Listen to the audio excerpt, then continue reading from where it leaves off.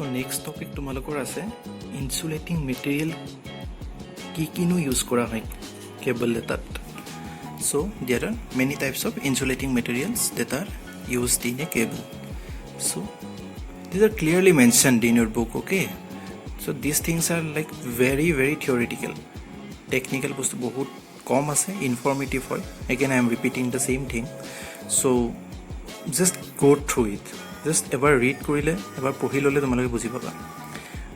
So for your convenience I am mentioning those. So প্ৰথম কথা insulating material হলে কি হ'ব লাগিব, non conducting হ'ব লাগিব. So there are certain properties of insulating materials: non conducting, non inflammable, low cost হ'ব লাগিব, dielectric strength বেছি থাকিব লাগিব তাৰ. So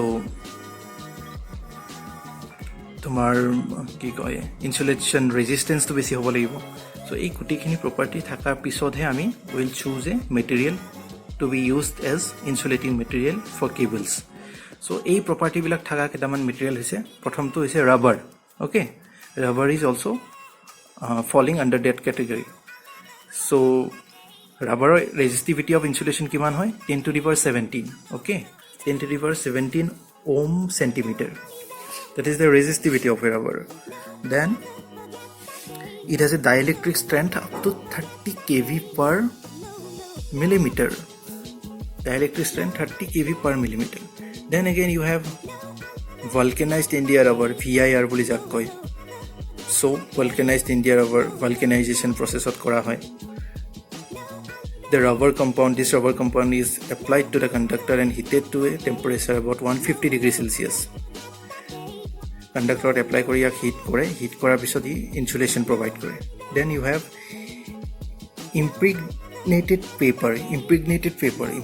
paper এটা different kind of insulation which also protects the insulates the cable from its conduction. Okay, so impregnated paper. Next you have varnished cambric তোমালোকৰ আছে, and again PVC আছে. so এই গুটেখিনি এটা এবাৰ পঢ়ি লবা.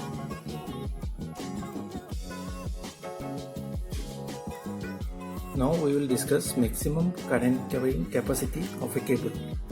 Suppose maximum current carrying capacity বা permissible current loading বুলিও যাক কোৱা যায়. So yet suppose I is the maximum current carrying capacity of the cable. Okay, so and you have suppose n is the total number of conductors in the cable. Then you have r is the electrical resistance per meter length of the conductor, resistance per meter length of conductor. Okay, then we have S is the total thermal resistance. Suppose S is the total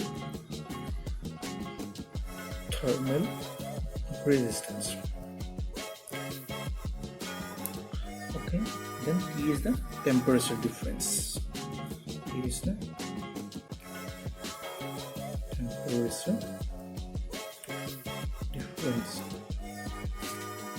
Between the conductor and the soil. Okay, so এতিয়া power dissipated মানে কি জানা তোমালোকে? এডাল কন্ডাক্টৰৰ কাৰণে power dissipated কিমান হ'ব? P equal to I square R. Okay, তোমালোকে জানা. So n number of conductors আছে আমাৰ, n number of conductors কাৰণে হ'ব n into I square R. Okay, that is power dissipated. এতিয়া power dissipated or again formula কি হয়? Power dissipated equal to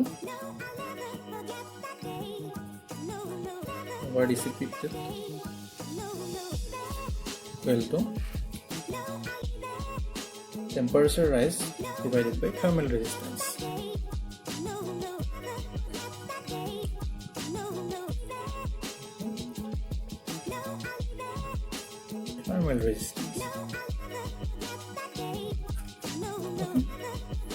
Temperature rise কিমান হৈছে আমাৰ?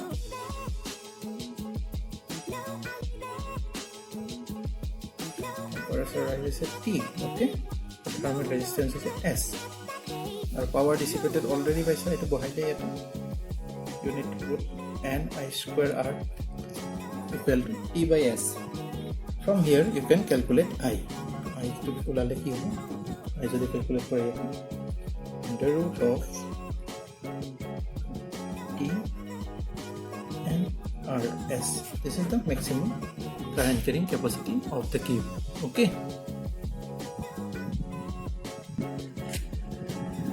So etia soa amar next topic ase different kinds of cable faults. Eta cable is a damage hobo pare amar jetia ami use koru tat fault ahibo pare ba damage hobo pare. Eta ki kinu faults ase.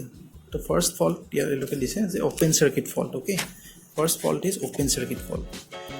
Open circuit fault hore ki hoy je cable etar major conductor eta singi thakibo pare aru yak ami tumi detect koribo para with the help of a megar boli eta device ase. With the help of a megar you can find out কোনডাল কেবলত damage হৈছে so মেগাৰত কি কৰা যায় এটা সাইডত তোমাৰ the three conductors of the three core cable at the far end are shorted and earth.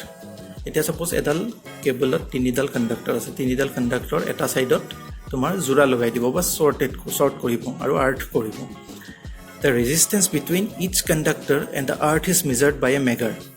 Etia antu murot ki koribo resistance between one conductor and earth is measured. It is ki hobo jodi konba edal cable singi ase ki bahut resistance dekhai dibo aru jodi singi nai কি দেখিব কন্ডাক্টৰে কি ৰেজিস্ট্যান্স দেখাব zero ৰেজিস্ট্যান্স দেখাব so যেতিয়া দুনডাল কেবলত আমি ৰেজিস্ট্যান্স value দেখা পাম that means that cable is broken. Okay, so next we have short circuit fault. Short circuit fault কি হয় যেতিয়া দুডাল conductor due to insulation failure দুডাল কন্ডাক্টৰ কানেক্ট কৰে বা দুডাল কন্ডাক্টৰৰ মাজত কাৰেন্ট কি কয় কাৰেন্ট ফ্লো কৰে individually conductor majodi current goi ase that is different thing but from one conductor to other conductor current should not flow because insulation is there but ketiaba ki hoy insulation damage hoy to tar karone edal conductor of current and the conductor to yato with the help of megar we can find out the fault kontal conductor hoy ase ki kore je to find out which conductor is experiencing the fault we connect the two terminals of a megar to any two conductors. Jikono dudal conductor ot ami megar or duta terminal ni logai dilo ki hobo tahator majot jodi fault hoy ase duidal conductor shorted hoy ase that means megar will show zero resistance teneke jodi zero dekhwa nai that means yet fault hua nai then prothom dudalot jodi zero dekhwa nai ami will check for other two conductors jikono dudal randomly ami belek dudal lom tat সুন্দরতে zero দেখাবো তাতে তোমার এইডাল কন্ডাক্টরতে will that means that those two conductors are shorted. Okay, so short circuit fault find kora process aru open circuit fault find kora process both are different. Okay, although in both the cases we are using megar. Next we have earth fault. When the conductor of the cable comes in contact with earth it is called earth fault or ground fault. Jetia konoba eta conductor earthing ba ground or logot connection eta hai to yat ki kore ami eta terminal megar or conductor dim antu terminal earth hot logam jodi zero resistance dekhai ase that means ki conductor dal jehetu earth hot lagi ase aru megar ro tumi eta terminal conductor lagaisa eta earth hot lagaisa that means megar will give zero reading jodi zero reading di ase that means heidal conductor re problem hoy ase aru jodi zero dia ne ami baki dudal conductor to teneke with the same procedure follow kori pele check korim to jundalote zero reading pam heidal conductor te ami fault hoise boli we can be assured of that. Okay, so there are some other topics also which you can find out from internet also like what are the advantages of underground cables from overhead line or okay underground cable or advantage ki like but disadvantage ki ekhini tumaloke just as a part of home assignment you can search for this. You don't need to submit this, you just prepare it and write it down on your own copy. Thank you.